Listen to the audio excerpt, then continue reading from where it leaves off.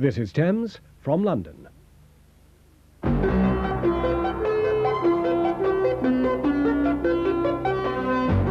Beirut, there's mounting pressure on the Americans to pull out.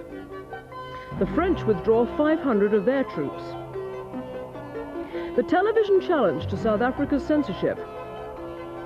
And 2 of the Liverpool sextuplets are allowed home. Good evening. President Reagan is under new pressure to pull American troops out of Lebanon.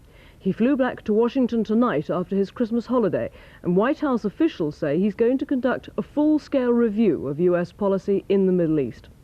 Today, France announced it's withdrawing 500 of its 2,000 men in Beirut and transferring them to the United Nations force in the south. Here, Labour's defence spokesman, Mr. Denzil Davis, said the government should bring home British troops. Earlier, the Democrats' leading contender for the White House, Mr. Walton, said American Marines should go because they can't fight, keep the peace, or defend themselves. 2 former CIA directors, Admiral Stansfield Turner and Mr. William Colby, backed his call. The chairman of the Senate Armed Services Committee, John Tower, will fly to Lebanon to see whether the Marines should withdraw. Security forces in Lebanon now estimate more than 3,000 people died in last year's fighting, including over 200 American troops.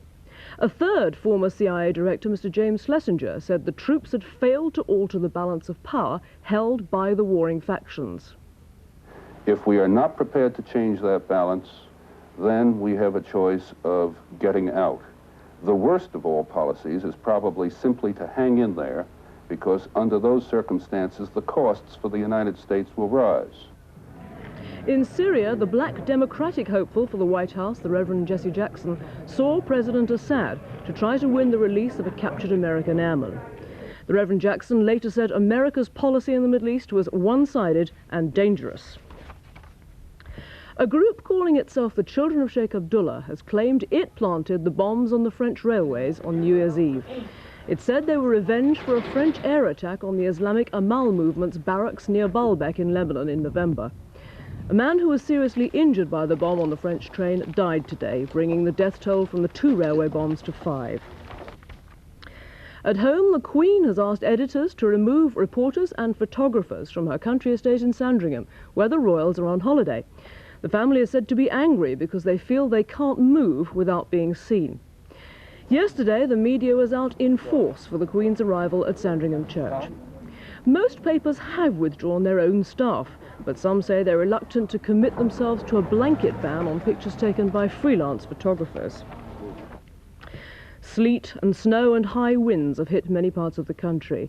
Gusts of 85 miles an hour brought down trees and power cables in Devon and Cornwall, closing dozens of minor roads. 1 lane of the Tamar Bridge is also closed. In Scotland, main roads in Fife and the Borders were affected by black ice, making driving hazardous. A Nigerian newspaper has reported some fighting between the Presidential Guard and troops who went to detain President Shagari during Saturday's military coup. 1 unarmed brigadier was reported killed on President Shagari's orders. The new military ruler, Major General Muhammad Buhari, warned today that corrupt civil servants and wrongdoers would be jailed without trial. There are no telephone or telex services into the country, and the borders and airports are closed. Left-wing guerrillas in El Salvador have destroyed the key Cuscatlan Bridge on the Pan-American Highway, 60 miles east of the capital.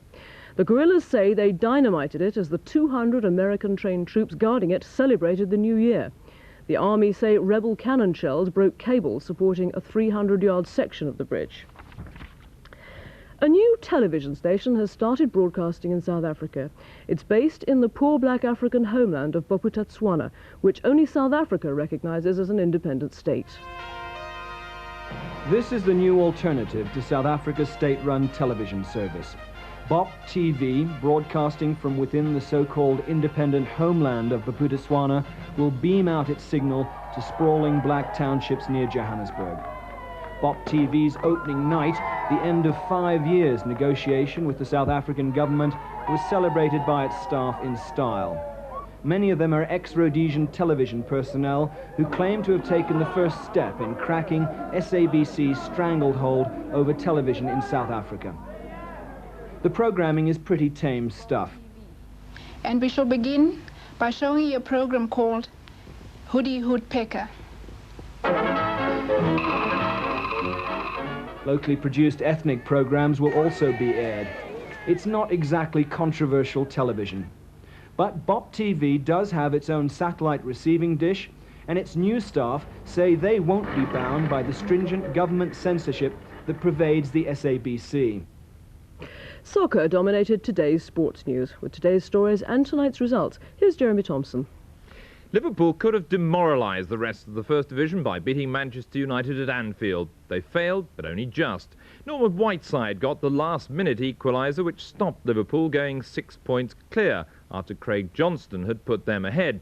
Not only did Liverpool lose 2 points, but Kenny Dalglish could be out for a month with a fractured cheekbone. So no change at the top, and West Ham remained third after a 2-2 draw at Notts County. Their neighbours Forest move ahead of Southampton with a 3-2 win at Luton. 2 Maurice Johnston goals for Watford completed a disastrous Christmas for Spurs, who lost 3-2. Ray Clements was even jeered by his own supporters as his team let in their 15th goal in 5 games.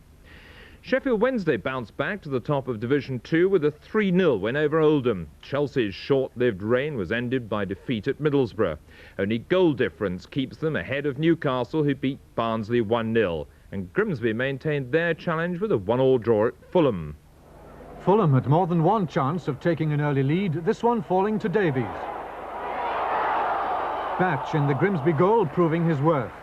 But unfortunately for him, Batch provided Fulham with their goal when he brought down Coney in the penalty area.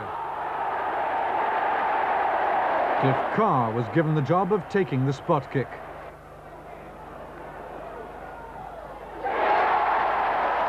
In the second half, Grimsby made light of the difficult conditions and displayed skill in searching for the equaliser. Their centre-forward Drinkle did the right thing, but even he must consider himself fortunate to score. In the last quarter, as the rain beat down steadily, it was Fulham going for a much-needed victory, who pulled out all the stops.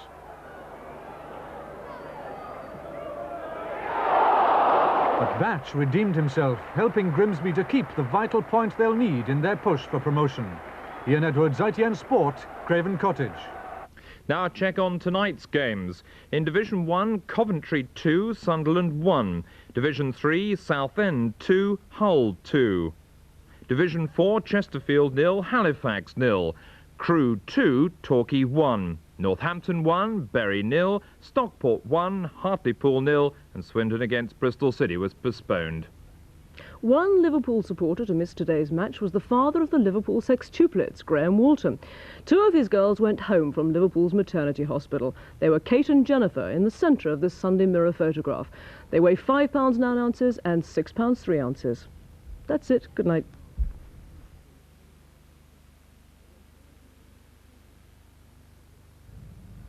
Now, here's the weather we can expect in the Thames area. After the heavy rain, the night should become clearer, but with a few showers. And despite a strong westerly wind, temperatures will fall to about 4 centigrade, 39 Fahrenheit. Tomorrow should be a brighter but colder day with strong and blustery westerly winds.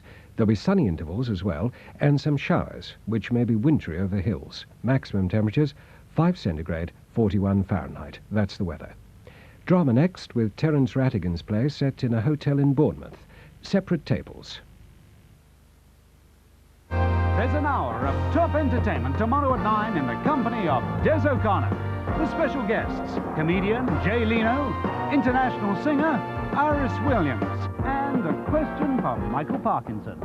The thinking woman's crumpet. I never liked that very much. I'd have preferred the working girl's whistle. Comedy and music that adds up to great entertainment with Des OConnor tomorrow at 9 on 10.